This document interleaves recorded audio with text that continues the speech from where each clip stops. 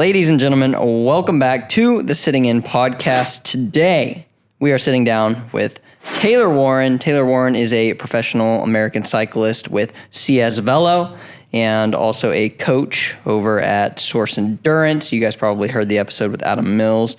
Taylor is a coach, as also part of that conglomerate of coaches. And we're sitting down with him today to talk about all things American bike racing. So, Taylor, introduce yourself to the people how you would maybe, I don't know, love or not a fighter. Yeah, I mean, you did a pretty good job. Bike racer with CS Velo, coach with Source Endurance. I'm a lover, not a fighter. I'm kind of a San Diego local, but I don't really have a home right now. I've been bouncing around on the road just about the whole year. We could talk about that a little later, but yeah, I'm basically just bike racing nomad. Bike racing nomad. That's kind of the gravel privateer dream. You beat them to it. Yeah, except for I don't make any money, so I'm living the real dream. The spirit of gravel's right here on the road. How did you? Let's like before you got to where you were, because you've now been on I feel like half of the pro teams in the country now. Because you were on. I was on the 303 project in 2017 and 2018. We did races like Tour of Utah, Tour of Colorado, all the races that don't exist anymore. Yeah. And then in 2019, I joined CS Velo, and they were more or less an amateur team then. And over the years, we've grown into a bigger program, and now I'd say we're one of the top 3 road programs in the country. It's like you guys, Project Echelon. Who's 3?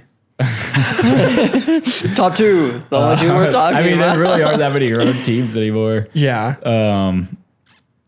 We've raced against a lot of international talent this year. Like at Gila, Team Medellin was there from Colombia. Mm-hmm. We raced against the Alpecin Devo team in NYC and the Lotto Destiny Devo team in NYC.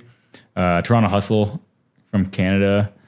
I guess Legion, they have a split program of crits and stage racing. But yeah, there's really not a ton of stage race teams at the top level in the U.S. these days, mostly because there's hardly any races. Yeah. I mean, we basically have, it's Redlands, Gila. Joe Martin. But Joe Martin got canceled this year. Yeah. And then we did Tour de Beauce this year as well. And that's a Canadian stage race, 5-day stage race. And that one that was a crazy experience. It's really a European race in North America because it's in Quebec, and Quebec is hella French. It's like you're in France in Quebec. And so it really had a European feel as far as the teams you're racing against, the cities you're in, just the style of race in general. You're staying in a hotel with all the other teams. You're eating at the dining hall with all the other teams. Everyone caravans to the start-finish together. So yeah, that was a cool experience. That's one of the races I haven't done in my career too. Because I have done most every other USA stage race. Yeah. How did Beauce go? Both went horribly for me. Yeah. I crashed out on stage 1, 100K into a 200K stage. We're going 35 miles an hour. Rider on the Olinka team from Mexico was drinking out of his bottle, riding one-handed, talking to his teammate, just not paying attention. It's like the only mundane portion of the race. We've been going full gas up until this moment. So it's like everyone's kind of taking a breather, and he just hits a pothole, not paying attention, crashes at 35 right in front of me. And it's one of those situations where sometimes you can bail and get out of a crash scenario and be totally fine. And not this one. Wipe your eyebrow and be like, sucks for that guy. But this was not the case. It's like, oh my God, this guy crashed in front of me. We're going so fast. And I'm pretty good at crashing. Like I think I used to skateboard. What makes somebody good at crashing? I used to skateboard in middle school. Like I was a hella skater, and you just learn how to fall, right? You learn how to tumble. Yeah. So I think that has carried over into my cycling career. So I'm like looking, I'm like, okay, I just need to try to land on top of this guy's body. And that's going to get me out of this scenario as clean as possible, going 35 miles an hour, right? So I just kind of aimed for his back, and I was basically penguin sliding across this dude's back on the pavement going 35 miles an hour. Bike got destroyed. Shoes got destroyed. I cracked my top tube and my seat stay. Destroyed some wheels. My helmet got pretty smashed up. I had a minor concussion and sprained my AC joint in my shoulder. The next few days were pretty rough. I spent the next day just lying in the hotel bed. And I was like in bed for like 18 hours with concussive symptoms, just headache, no motivation to move, shoulder hurt super bad. But I've been riding for 4 or 5 days now, and I've kind of bounced back pretty quickly, like a lot faster than I'd imagined. But that was like one of the scariest crashes I've ever been in, and it took me out of the race first day. It's good to hear that the American dream behind road cycling is still alive and well, man. Sign up, stage 1, crash out. It wouldn't be road bike racing if it weren't for that, right? Right. That's kind of a dream killer for sure. Yeah. How is that like the end of your season, basically? It's the end of my stage race season. I think there's talks of us doing a couple races in China. I'm not necessarily entirely sure what that's going to look like. It could be a couple of one-day races. It might be a stage race. We're sponsored by Jackaroo, and they want to send North American Jackaroo teams to China to go race, which would be us, Project Echelon, and Toronto Hustle. Apparently, China has a big Jackaroo presence, and they want to send some Americans over there to. That's where their factory is at, I believe. It's probably where everyone's factory is at. Yeah, for the most part. Yeah, I think they just have a big following there. Okay. So they wanted to send some American teams over for some racing. Mm-hmm. So I might race there. I might DS for the team there as well. I think that's kind of a role I'm transitioning into a little bit. And DS for the people is Director Sportif? Yes. Okay. Yeah. It's like and what does that role look like? What does that typically do? Partly rider manager, partly race strategist. It's the guy driving the car in the caravan, coming up with a race plans and strategy, but you're also taking care of the riders while you're on the road. Running over your teammates when you get pissed off. Running over other people when you get pissed off. Yeah, there you go. Yeah. I've seen a lot of that in the caravans this year, right? Yeah. Yeah, so I might do some racing in China. I'm doing a couple crits this summer. I'm doing the Boise Twilight, Salt Lake City crits. Those are both ACC events. Okay. And then there's a new crit this year in Bend, Oregon. I think the Chris Horner Foundation's putting that on. It's like part of the old crew from the Cascade Cycling Classic. Mm-hmm. So that's just a one-day crit. I'll probably end up going to that too. So are you going to try and this is some insider information. Are you trying to transitioning away from being a racer, and are you trying to find yourself in more director roles after the season? Probably. Yeah, I think this will be, anything can change, anything can happen, right? But I think at the moment, I'm probably not going to race next year, at least at the level I've been currently racing. I think to some degree, I'll always race, whether it's like an alley cat or just trying to beat my friend up a climb or jumping in a local race. I think I'll always race in some capacity. But I think as far as career racing, I'm probably going to transition more to full-time coach, potentially director sportif, performance director, something along those lines. Let's back up real quick to kind of the beginning of your cycling career, right? So to give people on the interwebs background on you started cycling when and how did you get into the sport? And then let's talk about what sort of led you into the more serious competitive realm of cycling. So I got in the sport way back in 2009. So I've been racing for 15 years, and I got into the sport after playing basically every other sport. I played a little bit of basketball in middle school. I was a big soccer player. I played soccer for 8 or 9 years. I was a kicker on the football team. Hell yeah. I swam in high school. I did a little cross country. I got into skateboarding pretty heavy. I played water polo. Played baseball when I was younger. I just was super into athletics and just that's all of them. Yeah. Oh, I was a wrestler as well. I wrestled for 2 years. Yeah, in the 112 weight class. If pickleball would have existed, you'd have done pickleball also, I'm sure. Right. So after cycling through every sport, I started riding my bike to cross train for wrestling. Actually. Okay. So I'd ride with my dad on the weekends. We'd go ride on the bike path, and there'd be mile markers every mile. I'd literally try to beat him in a sprint every single mile marker. I was like, take that, old man. So that's how I got into it. And then I did a time trial. I did a local time trial and got totally smoked. But I got connected to the junior team out there in the Orlando, Florida area. And then I started racing with them locally. And back in 2009, there was a ton of racing to do. I think the first year I started racing, the first full season was 2010. Probably did close to 70 race days. And that was mostly local. Like every single weekend in Florida, you could travel an hour to 3 hours and race some kind of omnium. You're doing a time trial, crit road race almost every single weekend. So I got a ton of exposure, ton of experience, and I just fell in love with the sport almost immediately. I was like, this is way sicker than any sport I've been doing before. Like this is what I'm gonna do for the rest of my life. Is kind of how it hit me. It is one of those sports that sort of carries through till much, much later in life. It's one of the few sports where I see dudes that are, 40, 50, 60 years old still competing in some capacity. Right. In that sport. It's a lifelong sport. And it's not just a sport. You can use it for transportation. You can go on bike packing adventures. So there's a functionality to it as well. So I got super into it. All I wanted to do was train and race. I got my Cat 2 after like about a year and a half of racing. So I had a decent amount of talent fairly quickly getting into the sport.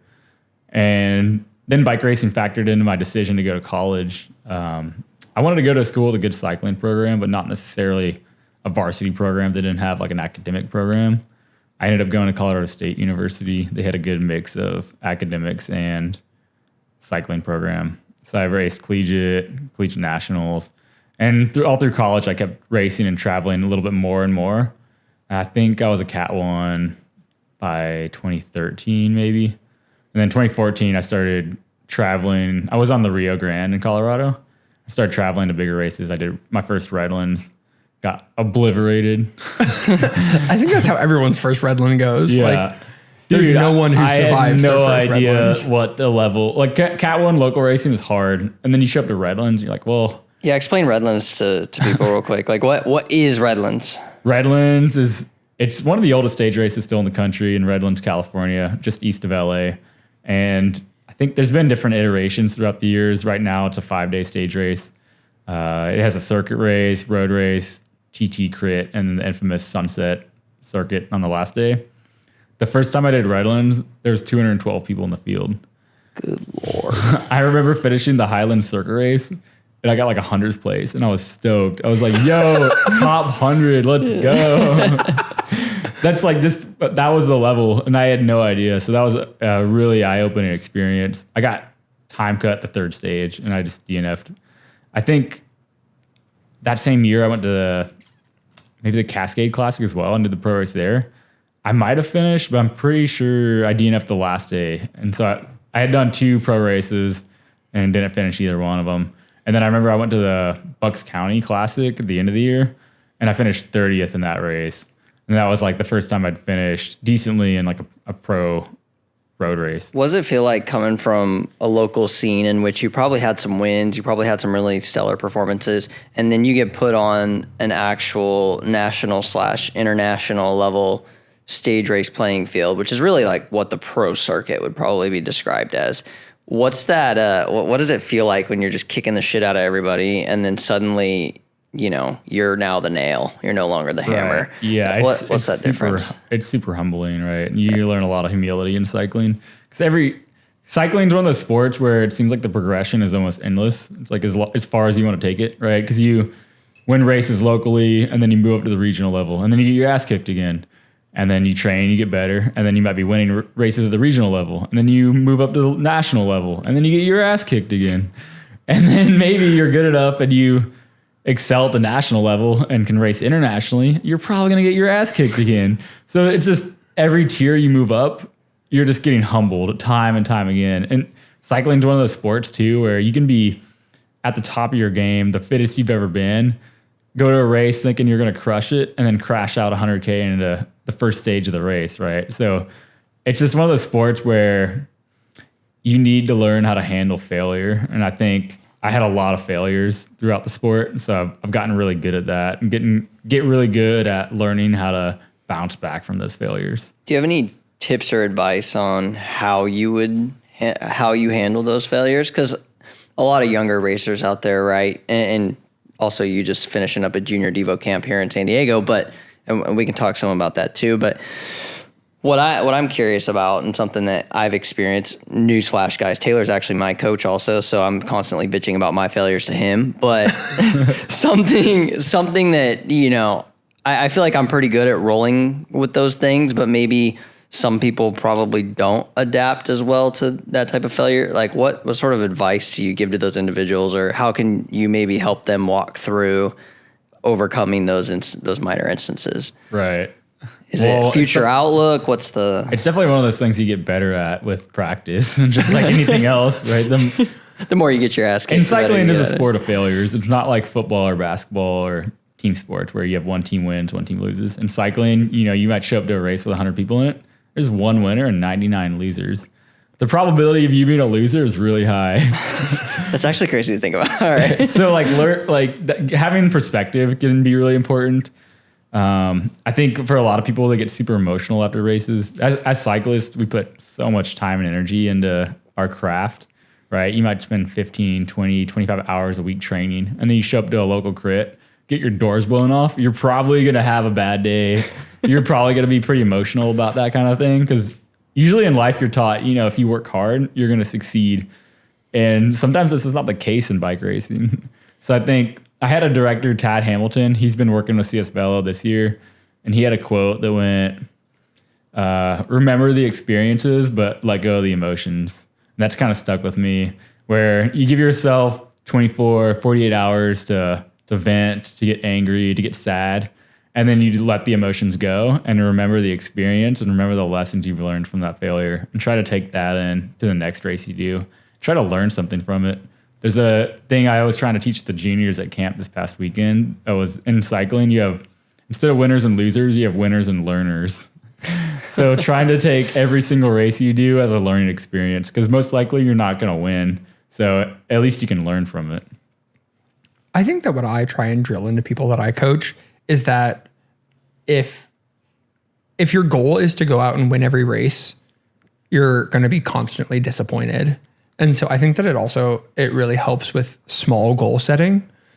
So, hey, did you come out of the last corner in a place that you feel like was a good spot? Do you feel like you were able to hold your position? Were you fighting for the right wheels? And I think that for me, I've always had to do like small goal setting, because a successful road season is you end up on a podium. Right. Once you have 40 race days and you get a single podium and maybe 2 top 10s, and that's a successful season. I think the best season I've ever had, I won 3 races. Yeah. I'm over here like, that's a lot of wins, bro.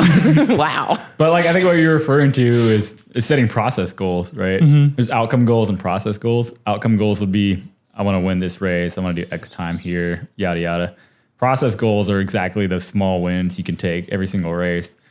Was I eating and drinking enough? Did I take in 60 grams an hour during this race? Did I position myself in the top 10 wheels coming into one to go? Was I top 5 out of the last corner? Things like that are a little bit more controllable, I think are really important to work on. And oftentimes, if you're mastering these process goals, outcome goals are almost a side effect of that.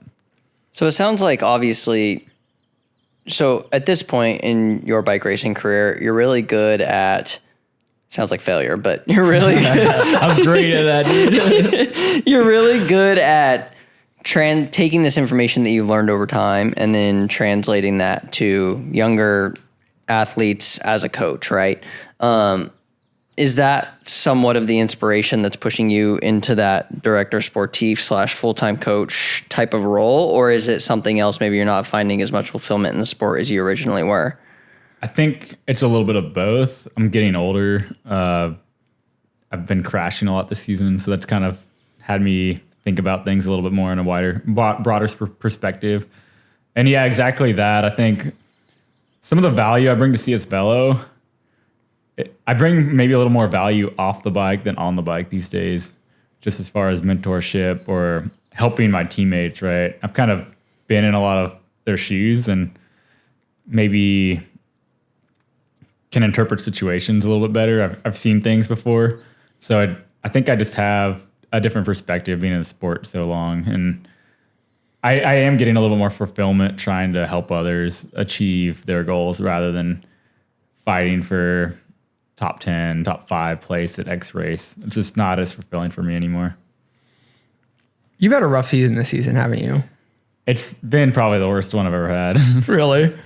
As far as race results go, I mean, I got sick towards the end of Redlands, and then I was sick starting Gila because they're almost about a week apart. So that's half the season right there. Yeah. And then I kind of overdid it out of sickness just because I wanted to get the fitness back and be good for the next race. I came into NYC, maybe a touch overcooked. I finished the race and wasn't a horrible experience, but I definitely didn't perform like I was capable of. And then Tour de Beauce, I set a 5-minute power record, all-time power record the week before the race. So I'm like, this is sick. I'm actually riding strong. I think I can do well on a stage or two, help my teammates fight for the overall. And then I crashed out of the first day. So that's how my season's going. I feel like that's bike racing, though. That's bike racing. Yeah. Is that the pro dream? I mean, it's part of the dream. It's part of the reality of the dream. You're just going to have, if you've been doing this long enough, you're just going to have seasons like that. There's seasons where everything goes wrong. You get sick, you crash, you make the wrong move at the right time or the right move at the wrong time. And then you'll have other seasons where you're just untouchable. It's like no matter what you do, you're in the winning break and fitness is just going up and then you win races, right? And then I think I'm just having one of those down years where nothing's clicking. Is it easy to... So I read this book recently called The 12-Week Year, and essentially the premise of that is that you're setting... Everybody gets all their stuff done at work and business, whatever, in the last 3 months of the year, essentially. So this book essentially tells everybody the premise is that you compartmentalize your year into like 12-week segments. And essentially with a training plan and things like that, you would probably see something similar. But also with goal setting, I've found that compartmentalizing or segregating the year into 12-week blocks or whatever that looks like allows you to sort of have an overarching goal week by week for those 12 weeks, and it shrinks your year into like smaller blocks. So then it almost like with a bike racing season, if you lose a couple races, feels a little less bad.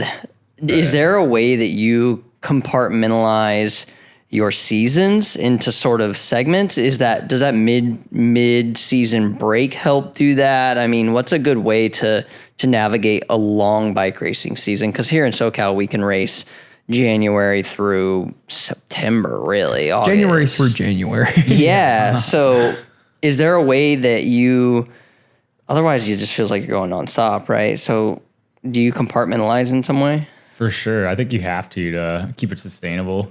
The hard part with the U.S. racing, right, is the majority of the races I'm doing are from March to June. So if you're getting sick or something's going wrong in that period of time, it's hard to bounce back. And the season's almost shot if things are going wrong then. It's not like you can take a break and then hit the races in July and August and September because there's not any races then. So it's really tricky trying to get the timing for fitness right coming into the season. The start of the season is typically Redlands. So you need to be coming into Redlands flying, even though it's basically the first race of the year. And then if you're flying there, you're probably going to do a Gila because they're a week apart.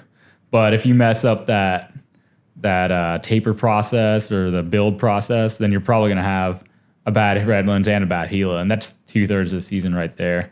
But if you're racing more of a local calendar, a regional calendar, where you're racing a little bit longer timeline, I think compartmentalizing is a really good way to go. And I give just about everyone I coach a mid-season break, just like a week to hang your bike up, go lay on the beach, and just like completely reset.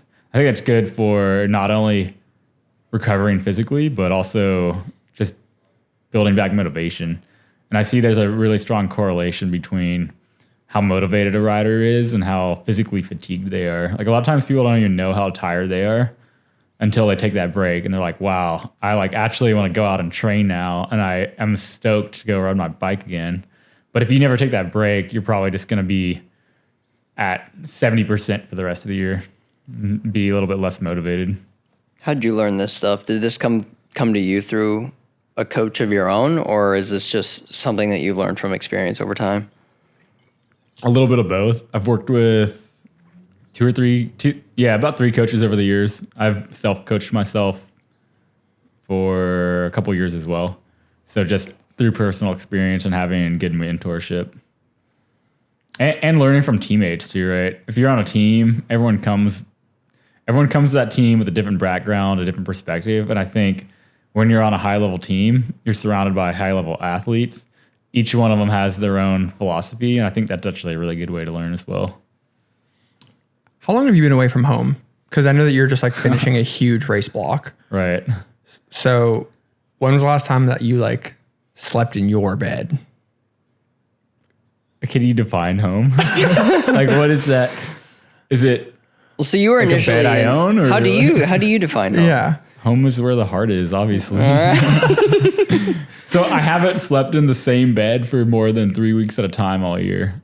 Oof. Wild. Is that something that you feel like you have to do to be able to race at the level that you are? Is that just the natural travel schedule, or are there external factors that are like contributing to you just like being on the road? I mean, it's a little bit of external factors. This is the first year I've been kind of full nomadic. When I was living in San Diego, I'd spend maybe 2 or 3 weeks on the road, and then I'd come home for 3 or 4 weeks and then go back, whatever, do the race. But this year I've kind of just been traveling with the team. So staying in host housing, racing, staying with the team during the transfer to the next race, racing again.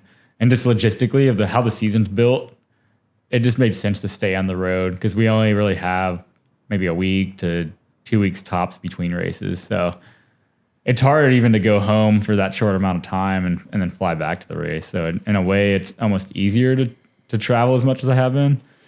But at the same time, I feel like it takes a toll on you for sure.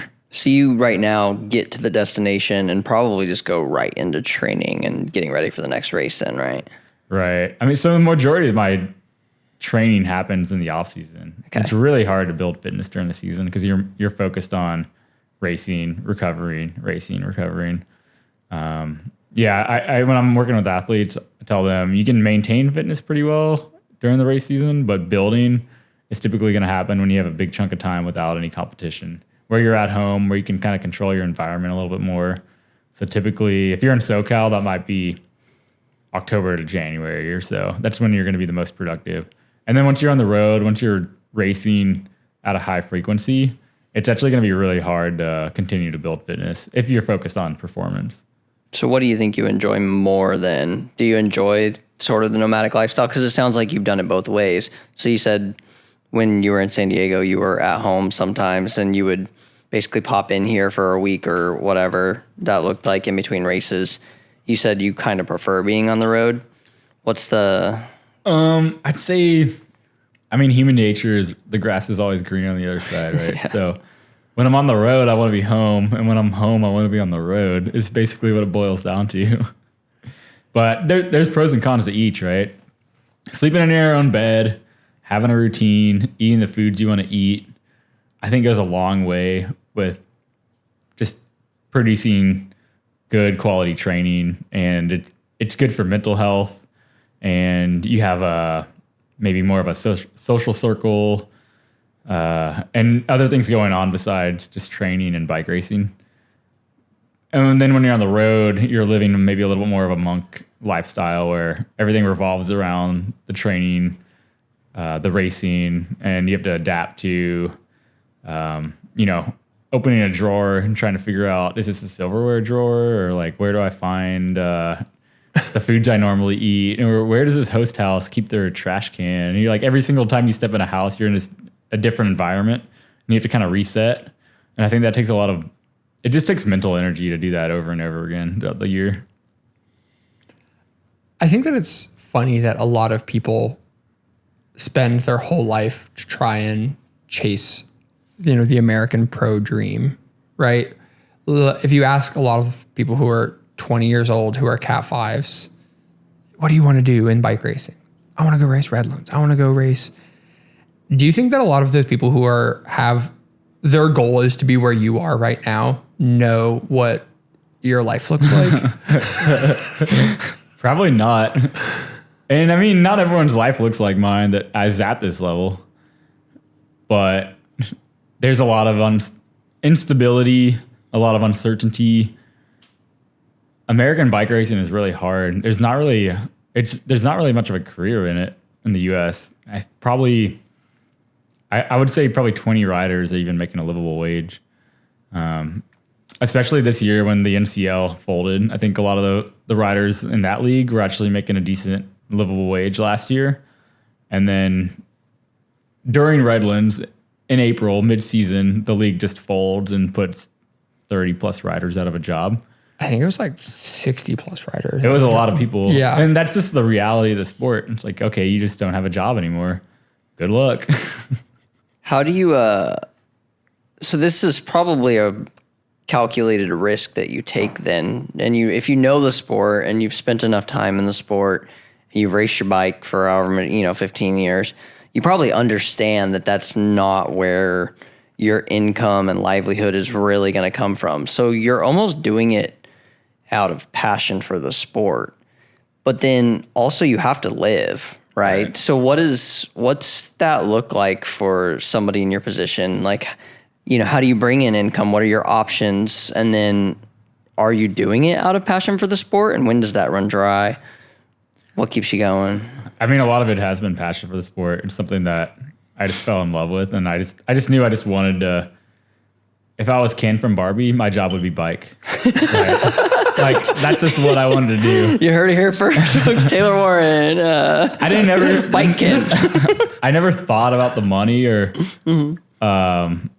if I was even going to make a livable wage. I just knew that I wanted to race my bike. And over the years, I just kind of figured out how to survive while still being a bike racer at the national level and making that my primary objective. So what that looked like early on was working in bike shops. I was working in bike shops, selling bikes, doing bike fits, just things on the side to make an income to pay rent, pay for food.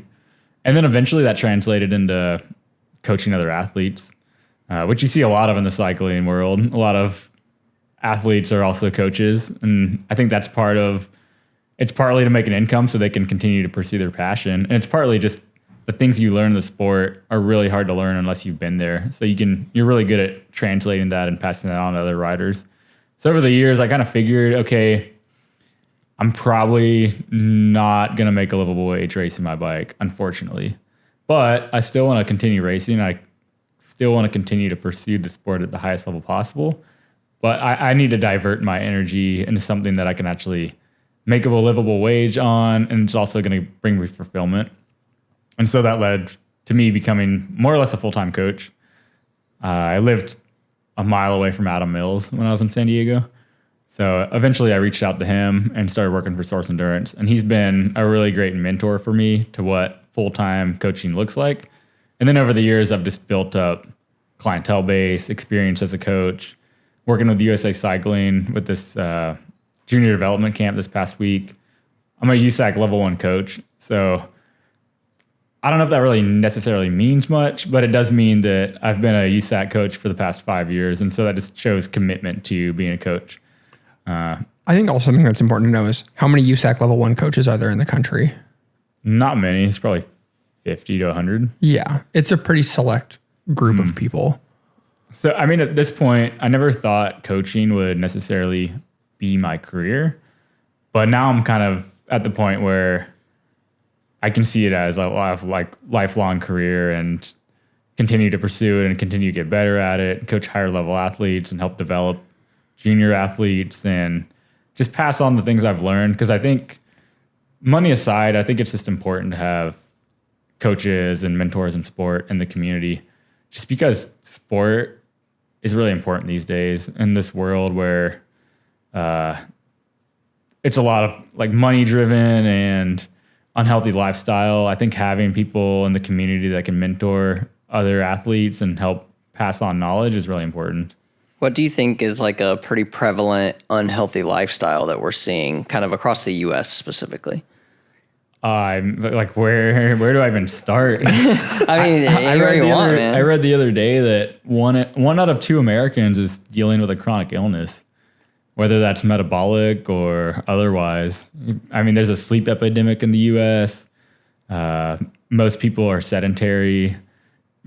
People really struggle with intuitive eating or knowing how to nourish or feed their bodies. And a lot of these things as athletes, we just take for granted because it's necessary to do that kind of stuff if you're an athlete, if you're trying to perform at a high level. If you're not trying to perform at a high level or play a sport, you're probably not going to focus or even think twice about these kind of things.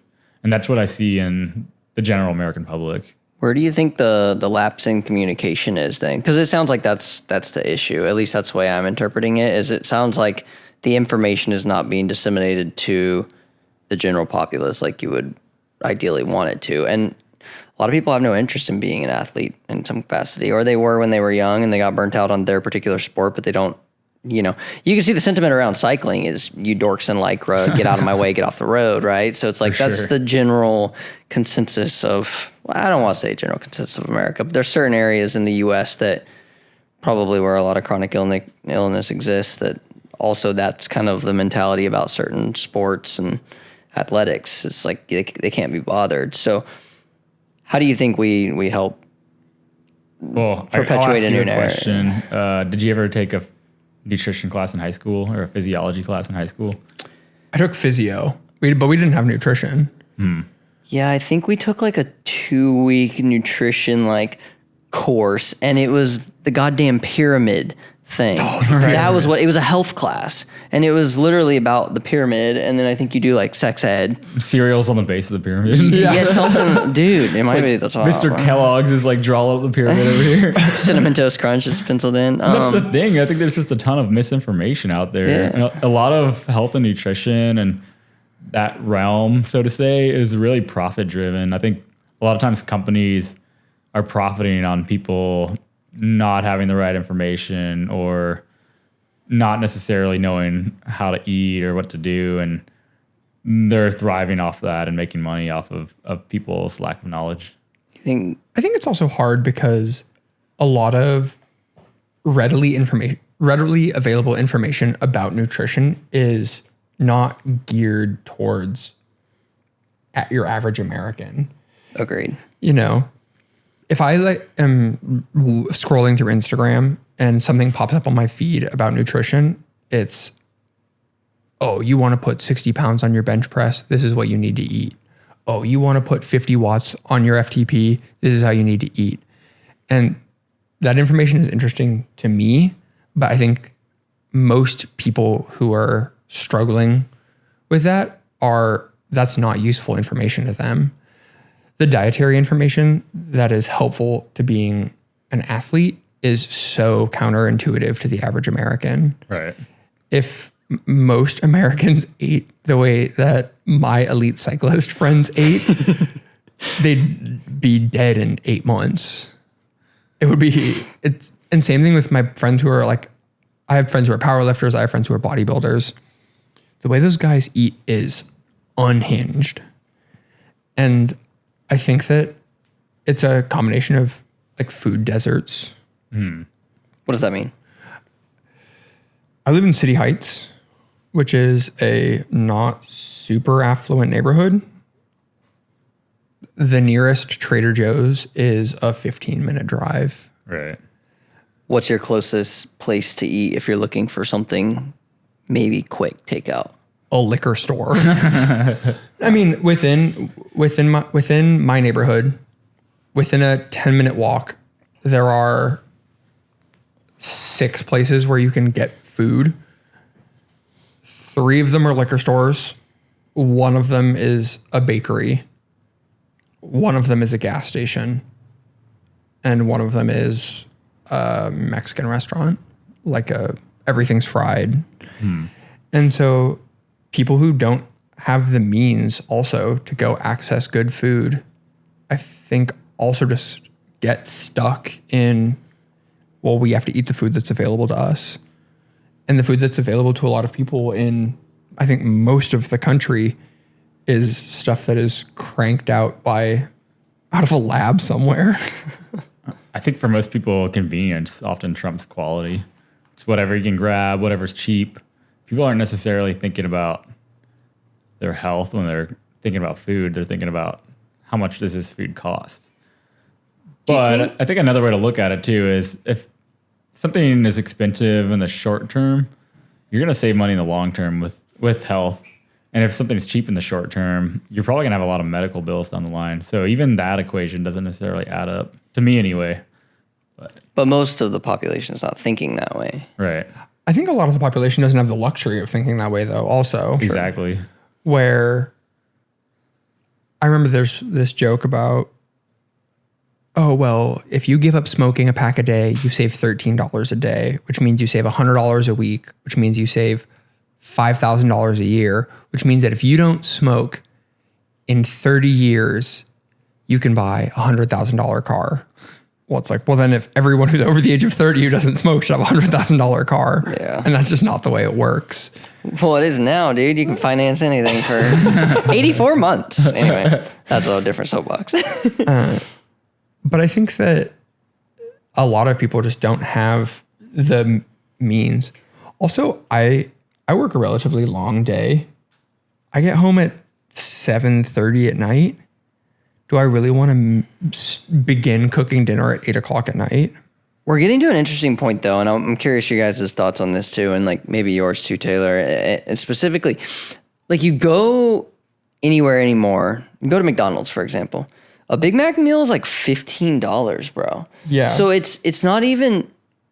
I think that the mentality that like fast food is fast and convenient and also cheap is sort of not true anymore, because I can go get an avocado for $2, $2.50 still, $3 maybe at most, right? And it's like I can make the same burger at home for like $7 probably, and I could get the whole meal for $15. I could get like the buns, the patties, everything, and make 6 of those burgers for $15 if you buy that way. But it's almost like these things have been, the convenience and like cheapness of like fast food has been so beat into people overall that they don't understand that like Whole Foods, if you buy them just like a raw cost for like fresh produce, it's really not that expensive. Like for me, chicken and rice, dude, is like the cheapest thing that you can get.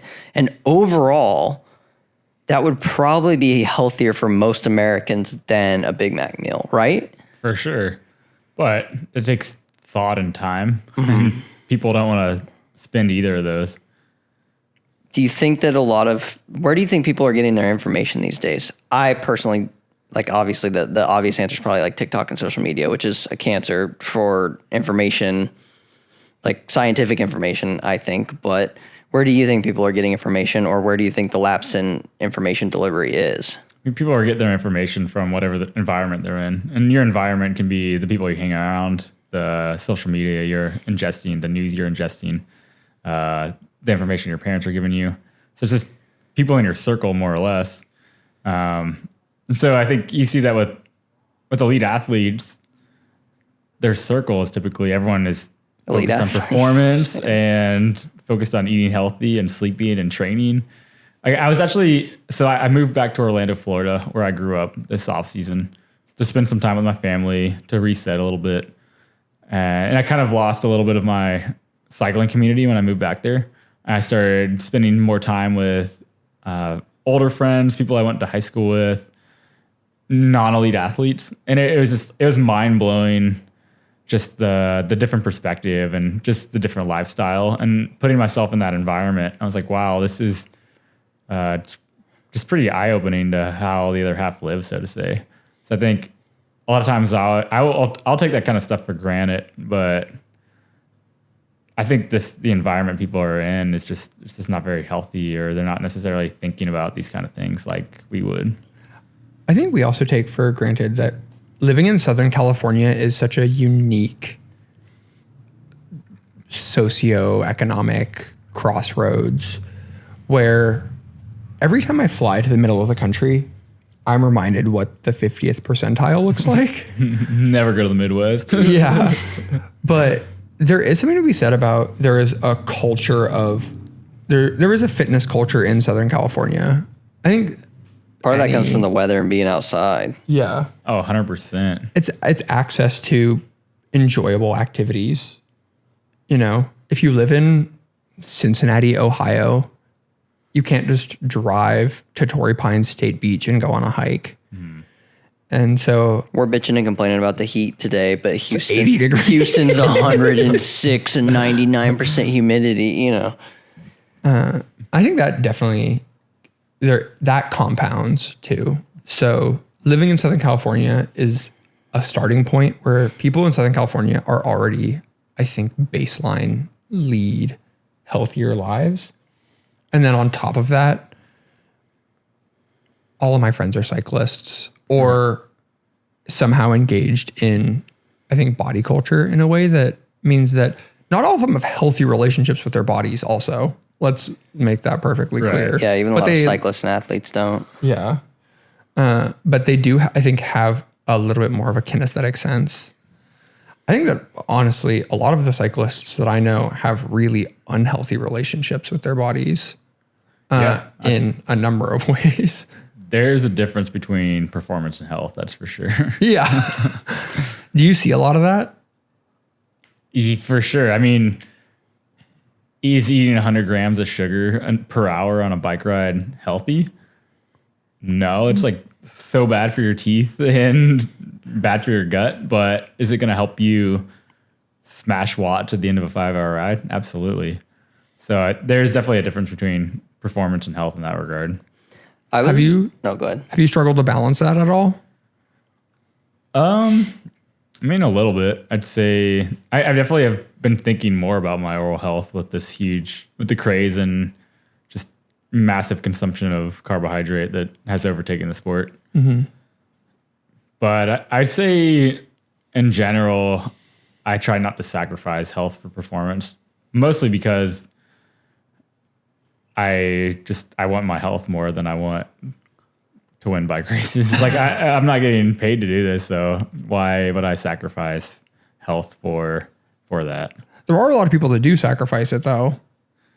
Maybe they're making a paycheck, but maybe they just care about performance more than they care about their health. Yeah. I think it's probably comes down to the obligation. You would probably see it more in Europe, right? And world tour level racing. I think people would probably be more willing to sacrifice their health for results. For sure. Which is like, you look at like the Lance Armstrong era of everybody just doping through their freaking eyeballs, right? And it seems that's pretty apparent. So do you think that there are a lot of people in the American cycling scene that also would be willing to sacrifice their health for success? The glory's not quite the same, maybe.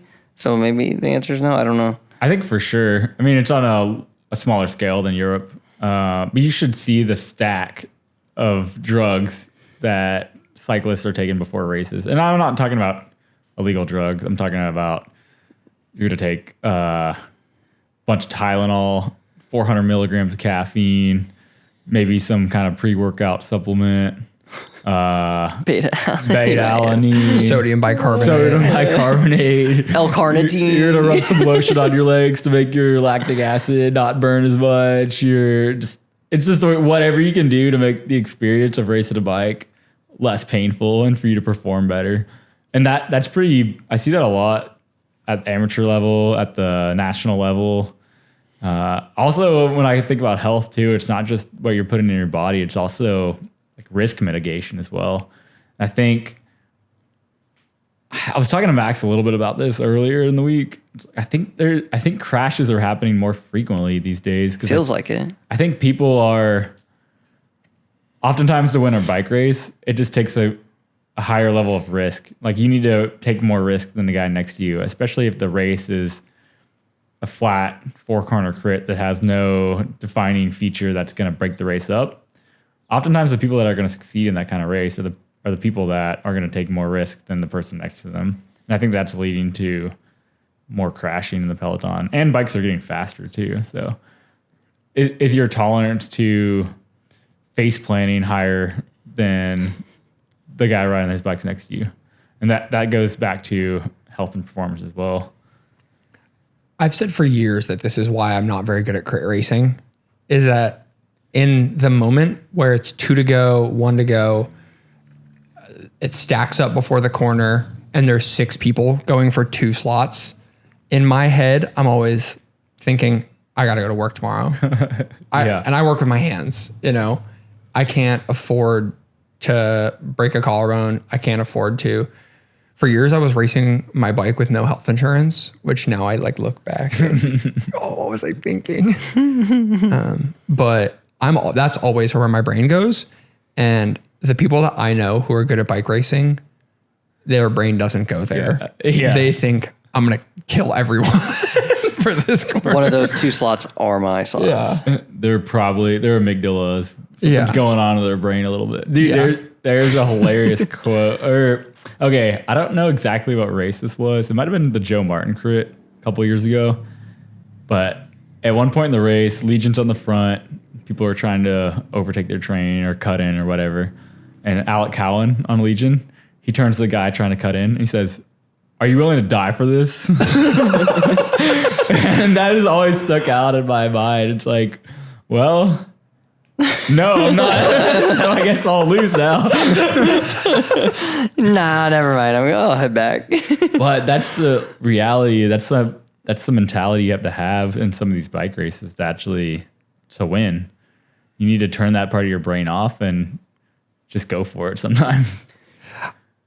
I think that one of the biggest gaps in cycling is that some people are getting paid a flat rate yearly salary to race their bike that they can live on, and some people aren't.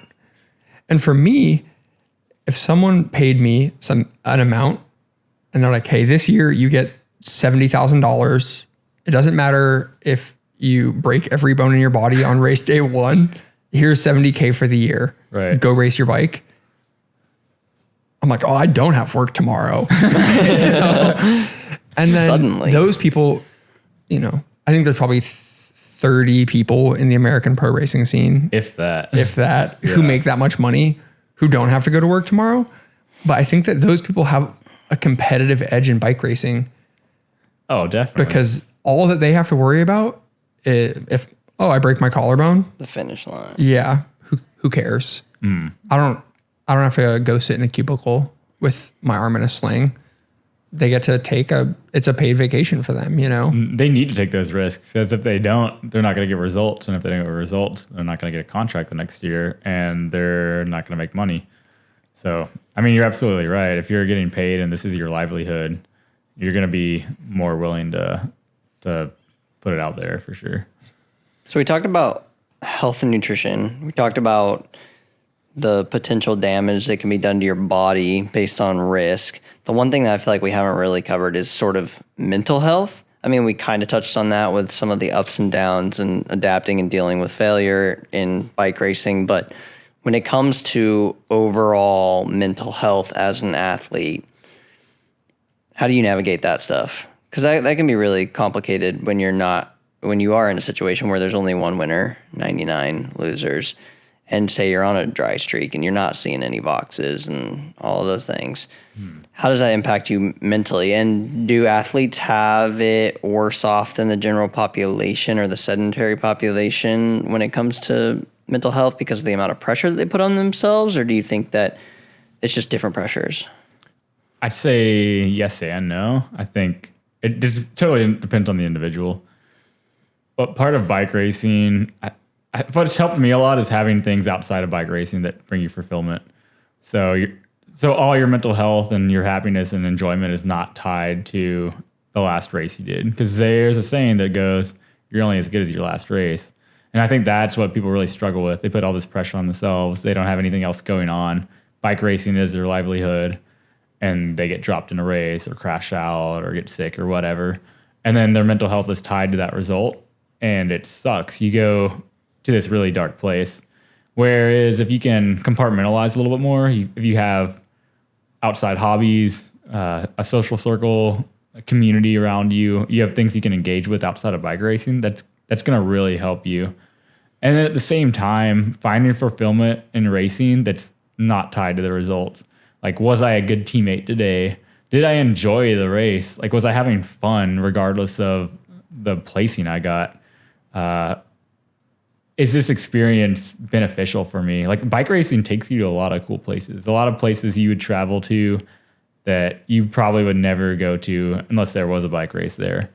For me, for instance, if the team goes to China at the end of the year, China isn't necessarily someplace I would just travel on my own. I'm not necessarily inclined to go to that part of the world, I would say. But if there's a bike race there and someone's flying me there, then that sounds like an amazing experience. I'm gonna go there. I'm gonna soak it in. I'm gonna try to get experience the culture and just have a great time. And I think trying to put yourself in that position where you're not tying everything to how good you are, what your results were, what your time was, what your FTP is. I think just trying to compartmentalize a little bit more goes a long way for mental health. I've had a belief for a long time that I don't have a study. Adam Mills can find one probably. That there is an epidemic in cycling of malsocialization also, that I think drives people into being performance oriented. I think the really unfortunate crossover is, if you want to be a good cyclist, you got to be okay with you're alone with yourself 24 hours a week, 30 hours a week, 35 hours a week, whatever your training load is.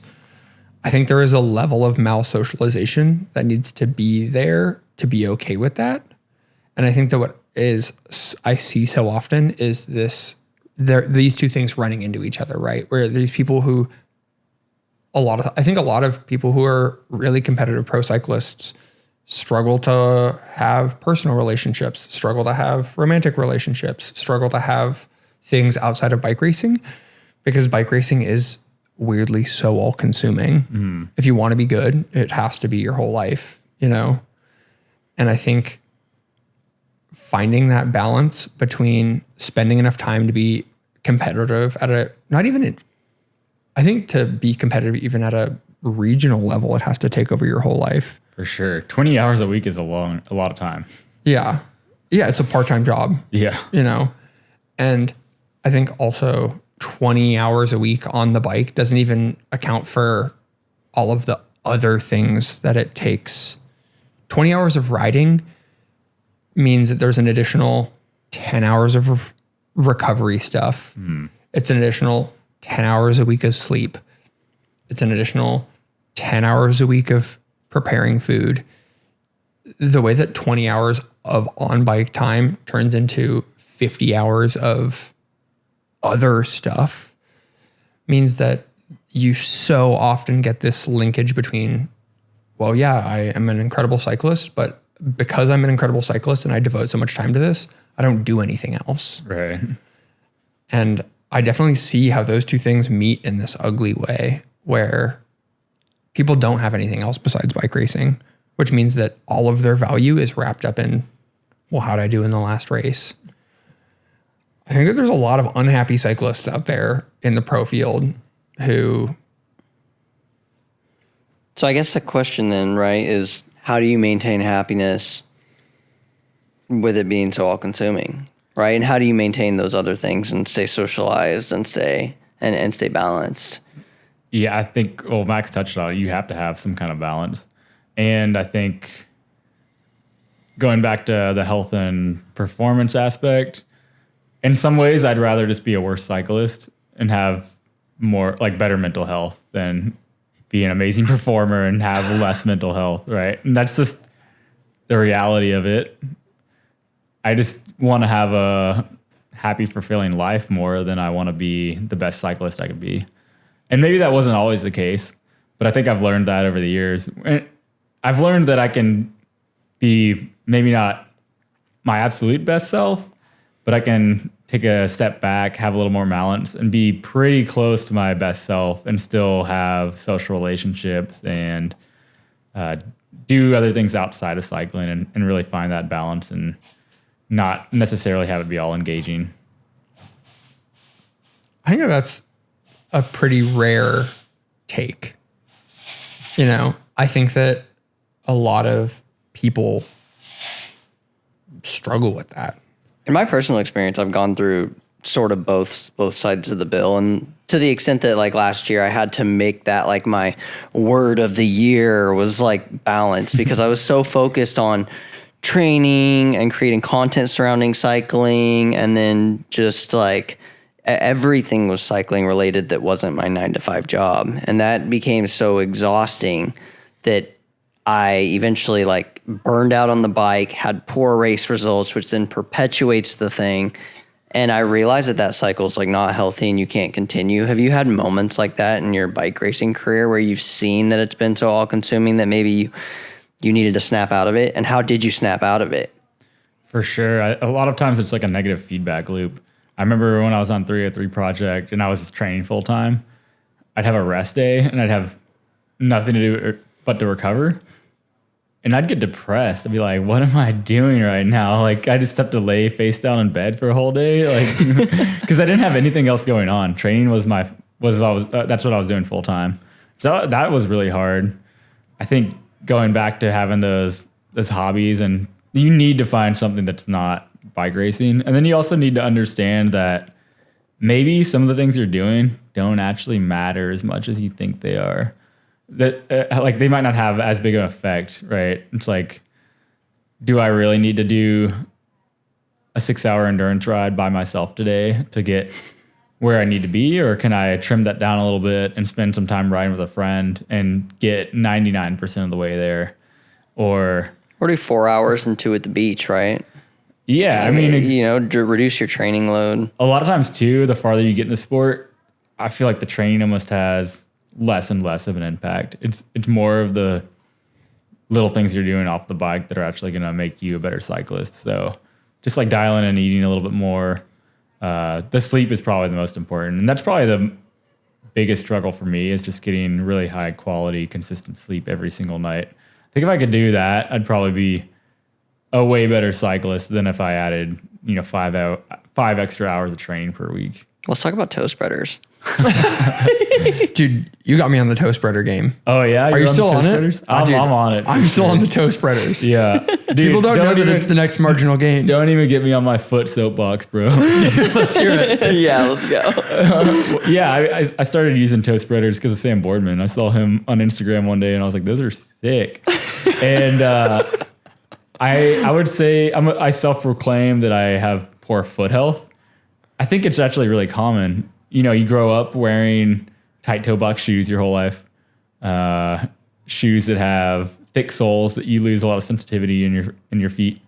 And then you get to a point in your adult life where your toes are all crammed together and you have not much feeling in your toes. You can't really wiggle them. And that's kind of what I was experiencing. So I was like, I need to change this, because I think foot health is actually pretty underrated, right?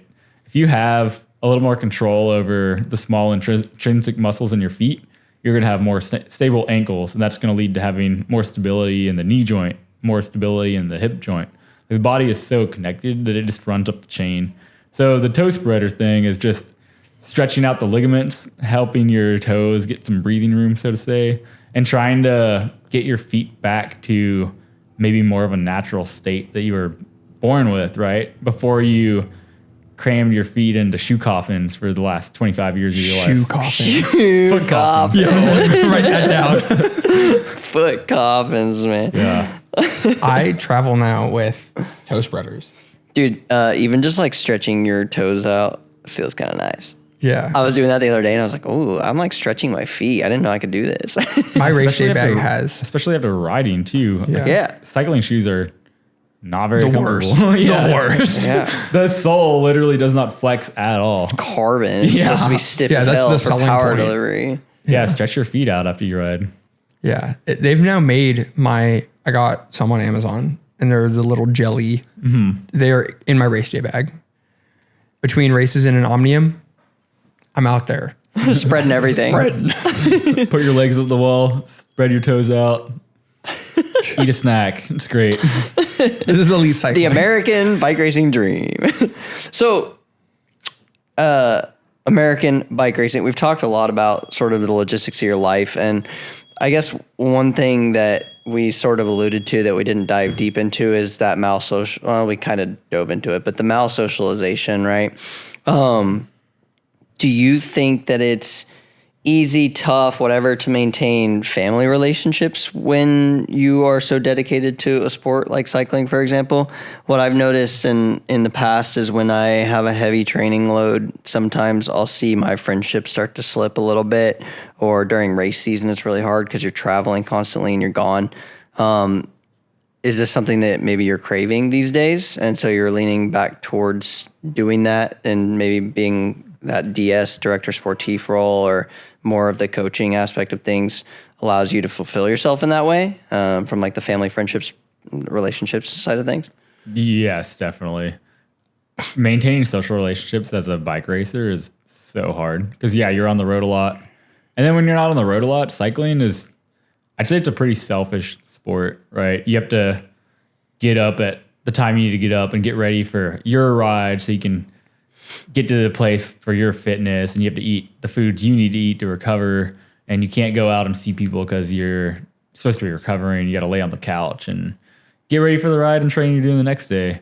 And that just compounds day after day. And eventually people just stop hitting you up because they're like, well, he's busy recovering. He probably can't come over or hang out or go out to grab a bite to eat and eat this deep fried Oreo with me, right? So I think that compounds on itself, and you start to lose a lot of your social relationships. It's hard to maintain good family ties as well, and it can be really difficult. And I think that leads into that lack of mental health in cycling.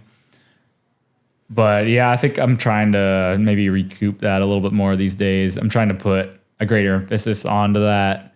I'm trying not to be as selfish these days, trying to help riders be their best self and maybe not care as much about my own individual needs as far as everything needs to be 100% dialed for me. And I think a big tip to help out is if you're feeling like those ties or relationships are sliding a little bit, you can take a step back and try to rebuild those, but also having a really strong community around you. And that can be the cycling community as well. I think having a strong cycling community can really help. Maybe it's not the friendships that you had before, but you're still gonna see these people a lot because you're riding together a lot. Trying to build time for those community ties and being engaged with the local racing in your community, group rides, going to see Max at the bike shop, things like that are all helping to just maintain those social relationships. I joke a lot about the fact that I have friends and then bike friends, where there are people who I ride with a bunch.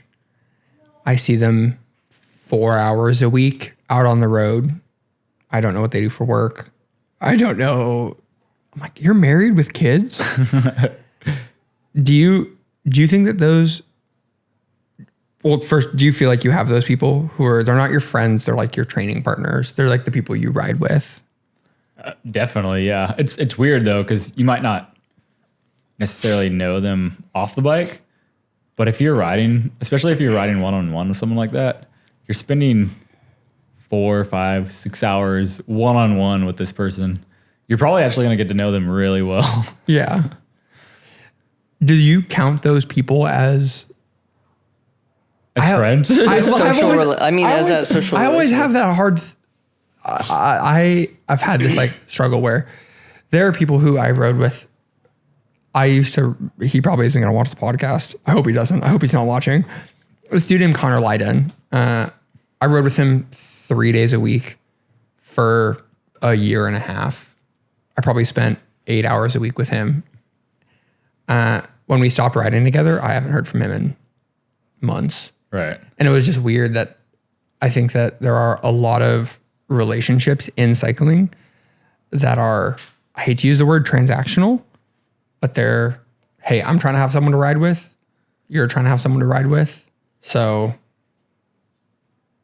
do you count those people? That doesn't really help with malsocialization. No, if anything, I it think perpetuates it. Yeah. I think you see that with almost anything though, right? If you have a friend and you guys hit each other up and go out to the bars, go drinking, that's like the activity you're doing together, right?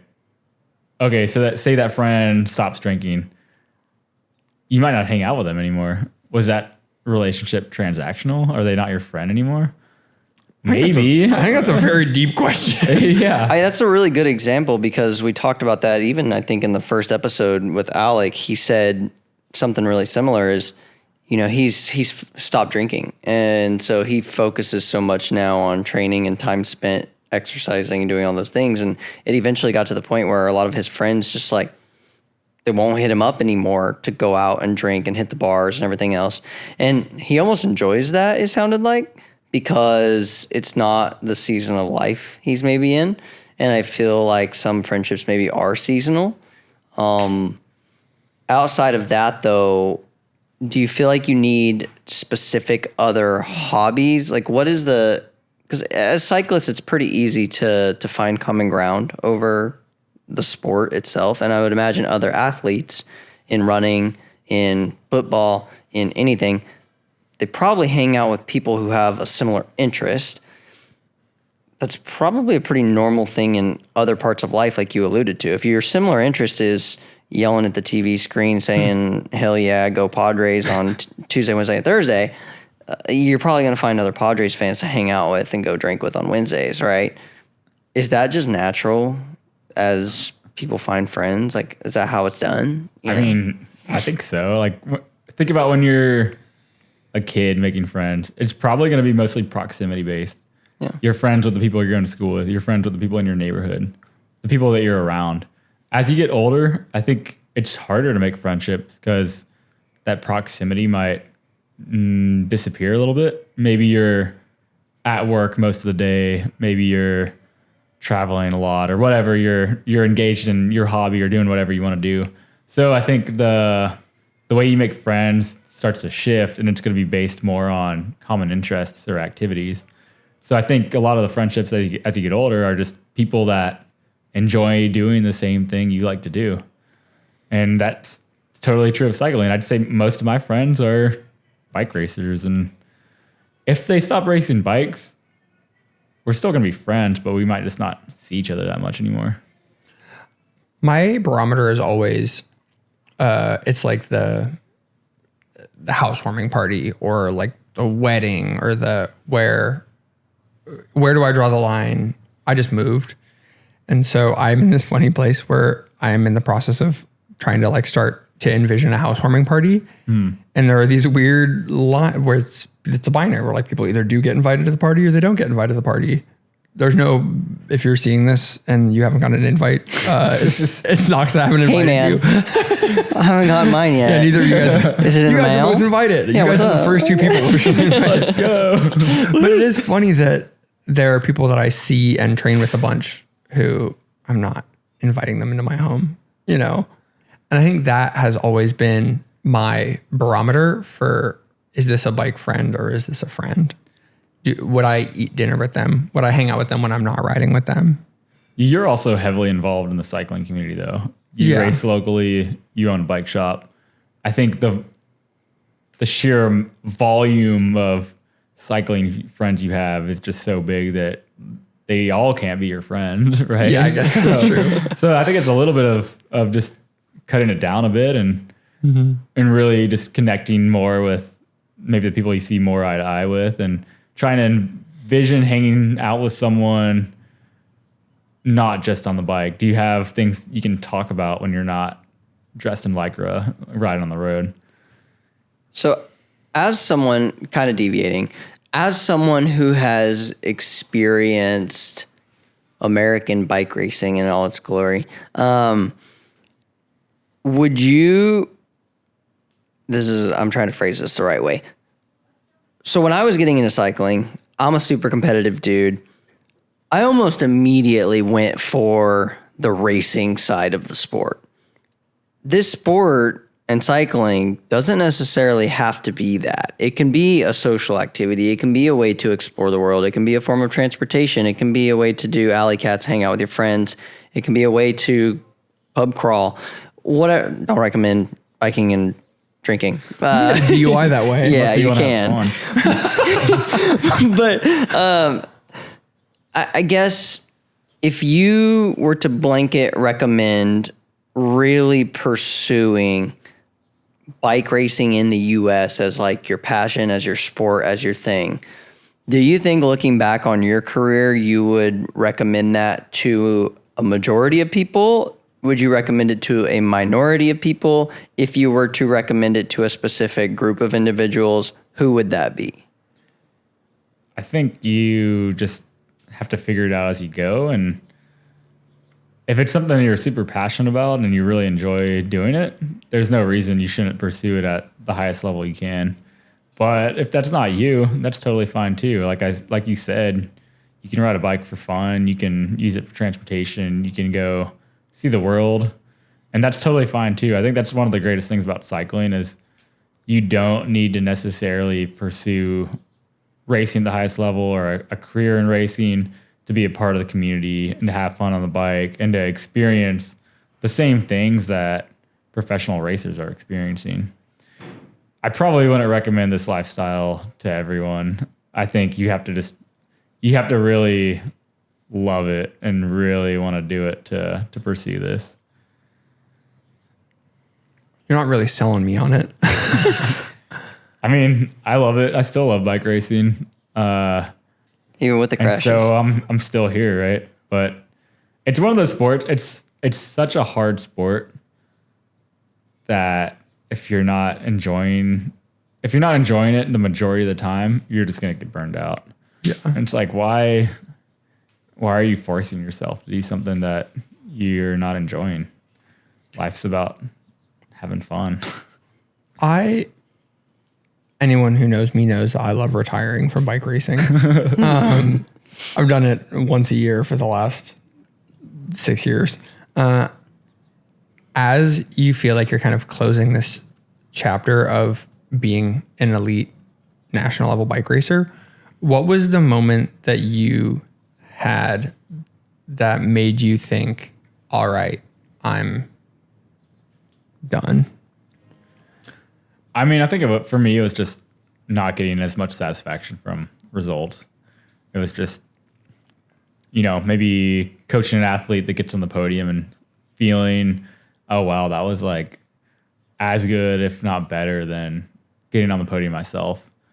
And just seeing the sport through a little bit of a different lens has kind of made me think, oh, I can step back from racing a little bit and still have the same degree of fulfillment and enjoyment without being the one on the start line of a Twilight crit with 100 other dudes in Lycra that are ready to kill each other. And I think another part of it is just getting older. Your perspective changes. You start to think about pursuing other things in life, maybe having a family one day or having a more stable career, and just not crashing as much. Just your perspective changes and things that were less important to you before might start to become more important to you later in life. One of the things that I've always loved about the bike racer dream is that on paper it sucks. And in real life it sucks. But people, do you make a lot of money? No. Oh, is it super safe? No. Just all of the things that are, how's your job security? Horrible. Do you track the opposite sex? Not really. Where there's so many things that you see when you talk to someone who's, excluding the very upper echelon of pro cyclists, I think if you asked most pro cyclists, there's a whole lot of, yeah, man, I'm living the dream and it sucks. It's super sick, don't get me wrong, but it also sucks. Right. And I think it's so funny that it's still the dream. I don't know why that it's 100% inescapable. And I have a job, I have a girlfriend that loves me, I have all this stuff. And I'm like, I want to go live in a van and ruin my life and race bikes. And it's completely unexplainable. The lows in cycling are really low, but the highs are really high. For instance, doing this bike race in New York City, we're starting on the GW Bridge, something that it has traffic year round. You can't ride a bike on the lower level where we're at. You're staged on the bridge. You roll out. You're with 130 of the best cyclists in the world on closed roads with a caravan behind you, going 30 plus miles an hour, ripping corners. And for a second, you're like, this is the sickest thing ever. And it's not something you can experience unless you are living the dream, so to say, if you're at that level. And I think that is what people say when they say, I'm living the dream. I'm doing this. I'm having these unique experiences that you're not going to be able to have anywhere else doing anything else. And a lot of times people live for those moments. And they live for those moments so much so that they're willing to have all these other sacrifices. And they're willing to live in a van. They're willing to not make any money, train 30 hours a week just for that moment of glory. And if you've won a bike race before, it's one of the best drugs in the world. Yeah. The euphoria you get crossing the line first in a bike race after months of sacrifice and dedication and dodging that crash with 300 meters to go and just making all the right moves and calculations. It's something that I've never experienced in any other aspect of life. And I think that is what people say when they're chasing the dream, living the dream, those tiny little slivers of glory. I think that with ball sports, if there's two teams, one of them's a winner, one of them's a loser, it means that, you win half the time. I think with cycling, you can pin on a number 100 times and win one time. And I think that the experience of winning is 100 times better. Right. Because it doesn't happen very often. It's 100 times harder. It's 100 times harder. And I think that is, until you've done that moment of, for me always, you're going to win a bike race about 30 seconds before you win it. Right. And there's a moment, or or less. There's a moment where all of a sudden you're looking at the line and it starts to click. You're like, oh, I've got this shit. This shit's mine. And I think that until you've had that experience, the second that you have that experience, you totally get the living in a van, sacrificing everything else. It all just comes tumbling along. Yeah. That moment is... I imagine the movie cutscene where like it goes back and it's like... Yeah. It's just a fast forward of all the stuff that's led up to it, right? To win CBR number 6. Yeah. It's like, You're wondering how I got in this position. yeah.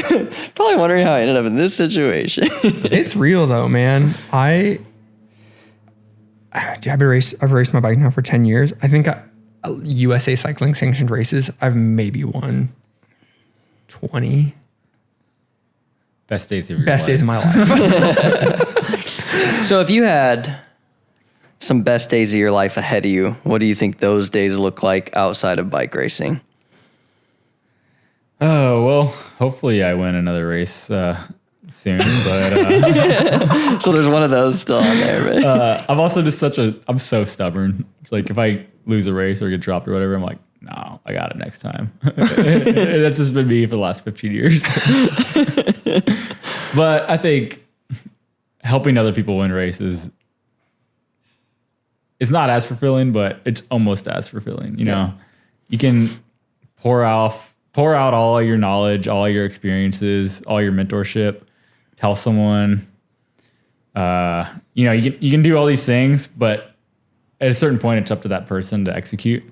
And when those two things merge, as far as like the mentorship and the coaching and the execution on the individual's part, that like partnership comes together, I think that's a great feeling as well. Just helping someone achieve that sliver of glory, because you know how good it feels, and now you've helped someone else achieve that feeling. And I think that's where a lot of my fulfillment is going to come in the next few years. So talking about the home situation, you're kind of in limbo right now, and the season's going to wrap up, and you're probably working towards more of the DS role, like you said. Where do you see yourself living wise? Is Orlando on your list? Is San Diego the spot? What's the future projection look like for you? Well, I usually don't plan more than like 6 months in advance. Okay. But right now I'm going to go back to Boise, Idaho and live there for 2 months, and that'll be home for the summer. Cool. And then I'm planning on moving to I'm jumping on the Spain bandwagon. I'm going to move to Spain for a year. You're going to get, sorry, it's a 10K follower minimum on Instagram to get in. So we got everybody go follow Taylor so that he can get into Spain. Right. 10K to get to Girona, 15K to get to Mallorca. Yeah. Yeah. I'm not Monaco. going to Girona, by the way, but I am going to Spain. Yeah. Very cool. You excited? Yeah, I'm super excited. I think. Great bike riding over there.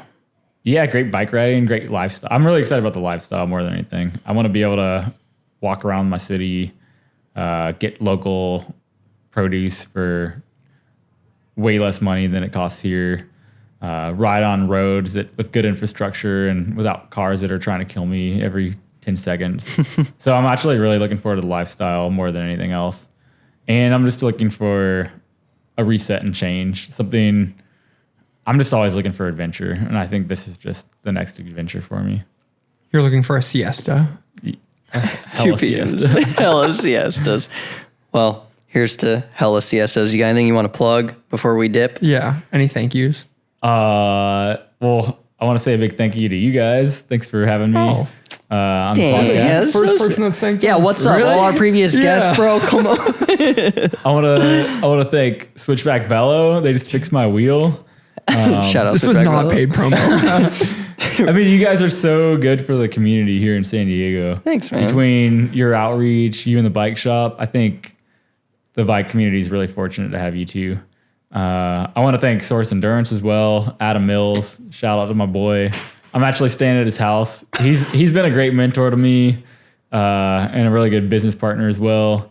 I want to thank my team, CS Velo, for just providing me with opportunity to actually live the quote unquote dream, and friends and family as well. Just everyone that has seen me sacrifice, and maybe I've put the relationships on back burners and they've been okay with that and have allowed me to pursue my passion. Just shout out to all those people. Way too many to name. Yeah. No mention of Adam Sheps. Yeah. Dude, I think this is the first no Adam Sheps mention episode. Yeah. I'd also like to thank Adam Sheps. All right. Obviously. Yeah, there's the running Adam Sheps meta. Yeah. Well, thank you, Taylor, for being on. Appreciate the kind words, man. We're doing the best we can, and hopefully people are enjoying these episodes and they like this one in particular. But Cheers. Yeah. Thanks for having me. yeah, shout out Cheers. Topo Chico. Yeah. Sponsor us. Sponsor us. Yeah, no, we're not getting paid. This isn't paid sponsor content. Not either. sponsored, but we could be. But we looking at you, Topo Chico. Yeah. Refreshing. All right, we're gonna sign off The right real there. clap. Thank you.